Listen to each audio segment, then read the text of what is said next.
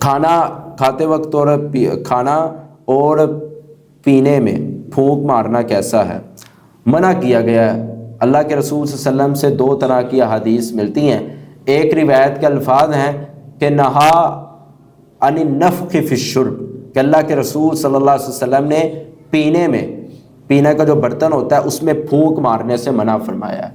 اور دوسری طرح کی روایت یہ ملتی ہے کہ اللہ کے رسول صلی اللہ علیہ وسلم نے نہا رسول اللہ صلی اللہ علیہ وسلم ان یتنفس فی الاناء، برتن میں سانس لینے سے بھی منع فرمایا ہے۔ یہ تو رسول اللہ صلی اللہ علیہ وسلم نے 14 سال پہلے ہمیں تعلیم دے دی ہے کہ برتن میں نہ تو پھونک مارنی ہے اور نہ ہی اب جو ہمارے جو احباب کرتے ہیں بزرگ حضرات، چائے پیش کی جاتی ہے گرم گرم، جو پھونکے مار کے ٹھنڈی کرتے ہیں، یہ جائز ہے؟ یہ بھی جائز نہیں ہے، یہ بھی جائز نہیں ہے۔